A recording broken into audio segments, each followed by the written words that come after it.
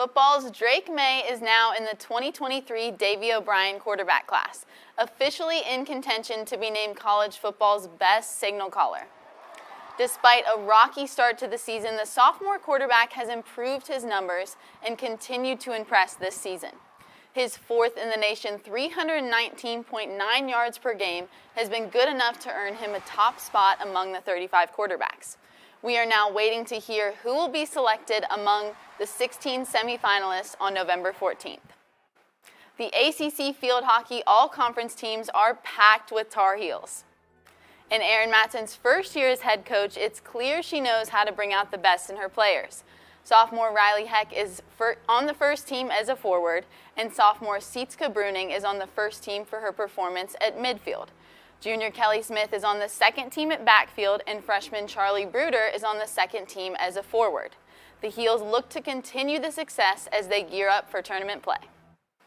For the second consecutive year, a Tar Heel won the ACC Freshman of the Year award. Charlie Bruder is the latest to win it. Bruder took the ACC by storm in her freshman campaign, being the 10th UNC field hockey player to win ACC Freshman of the Year. She helped lead the team to ACC regular season titles with strong finishes on goals. She led the Tar Heels with 3 game-winning goals in the regular season and tied with Riley Heck for the team lead with 8 goals. Carolina field hockey will travel to Charlottesville to play Virginia in an ACC semifinals battle today.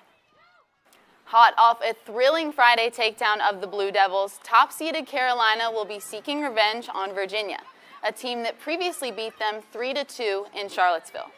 The Heels will have their work cut out for them on the offensive side of the turf, with ACC first team Adele Akabuchi, who made a game-saving defensive play versus Duke.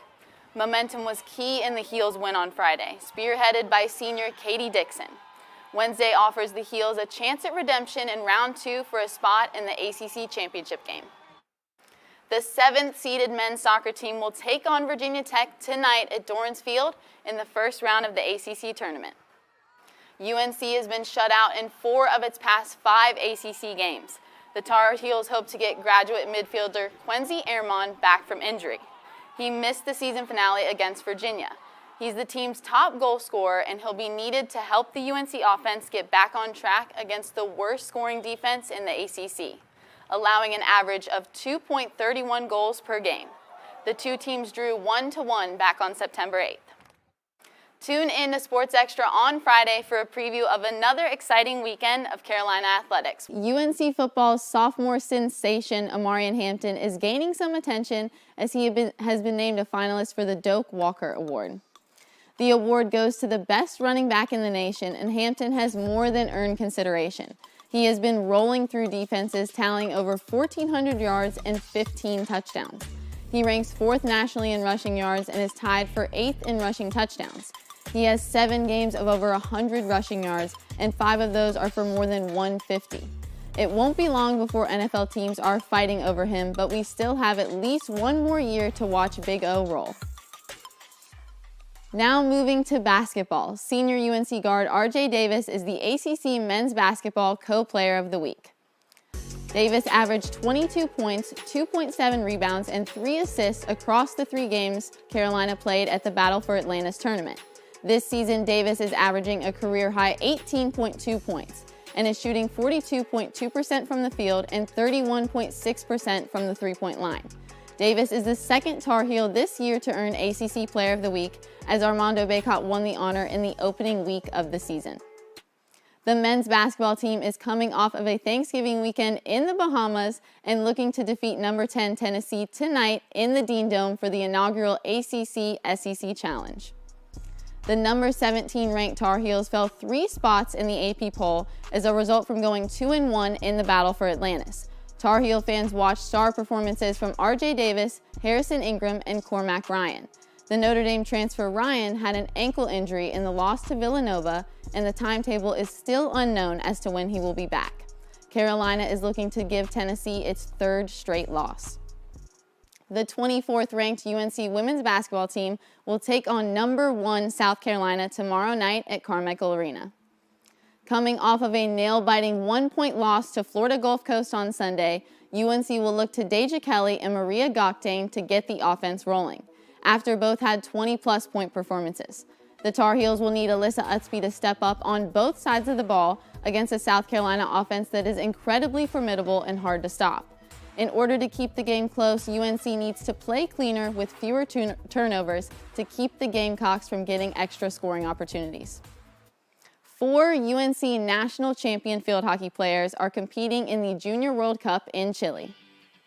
Representing the Tar Heels for Team USA are ACC Freshman of the Year Charlie Bruder, sophomore forward Riley Heck, and seniors Katie Dixon and Kirsten Tomasi.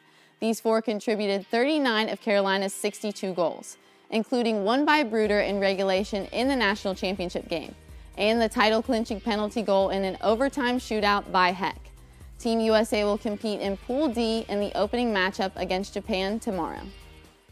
Tune in to Sports Extra on Friday for a preview of another exciting weekend of Carolina athletics. After a dominant performance against Syracuse on Saturday, Drake Maye is the ACC Player of the Week and is now eligible for the Davy O'Brien National Quarterback of the Year award. Maye accounted for 497 total yards and 4 touchdowns on the day, utilizing both his legs and his arm to break down Syracuse's stout defense. The star QB utilized his throwing talent to spread the ball around to several different receivers. The highlight of his day came early in the first half on a perfectly placed ball in the corner of the end zone to Bryson Nesbitt for a touchdown, which padded the Heels' lead. Maye will look to continue his stellar play against ACC opponent Miami this weekend. Carolina football's Nate McCollum is the ACC Wide Receiver of the Week after the blowout win versus Syracuse. While the pregame headlines were all about Tez Walker returning, the gridiron was all McCollum's on Saturday. The junior wideout hauled in 7 catches for 135 yards in an explosive offensive game that saw the Heels drop a 40-piece on the Orange. He has quickly become quarterback Drake Maye's favorite offensive target and is in a great position for more big games in the future. Football returns on Saturday when the Heels take on number 25 Miami at home. Looking to bounce back from last week's loss, the men's soccer team took on Florida Gulf Coast University at Dorrance Field last night. The Tar Heels were hungry for goals in the first half. A rebound from a corner kick allowed Parker O'Farrell to score a stunning strike that ricocheted off the crossbar into the back of the net. Carolina kept up the pressure, winning a penalty kick in the 20th minute. It was confidently put away by Ernest Bawa. In the second half, FGCU looked to come back, forcing multiple saves from UNC keeper Andrew Cordes. After a long ball pass from defender Charlie Harper, Martine Vichian beat the Gulf Coast keeper and knocked the ball into an open net. The Heels got the win 3-0. On top of our game, I think we're the best in the country, but we just got to find a way to dig in and get to that part of our game and just stay there for 90 minutes. Because we've shown it to ourselves, we've done it a few times, we've seen flashes of it. We just have to tap into that and just stay there. The Tar Heels will be back in action Saturday at 7 to face off against familiar ACC foe Wake Forest. Tar Heel baseball played its first of 4 inter-squad matches at the Bosch yesterday. These scrimmages are a great way for the new Tar Heels to acclimate to the speed of college baseball. It was a slow game with Light Blue leading 1-0 until the bottom of the 5th, when Navy scored 4 unanswered runs in the next 2 innings. Light Blue scored once more but was unable to come back and lost 6-2. The next inter-squad matchup is scheduled for today at 2:30. Tune in to Sports Extra on Friday for a preview of another exciting weekend of Carolina athletics.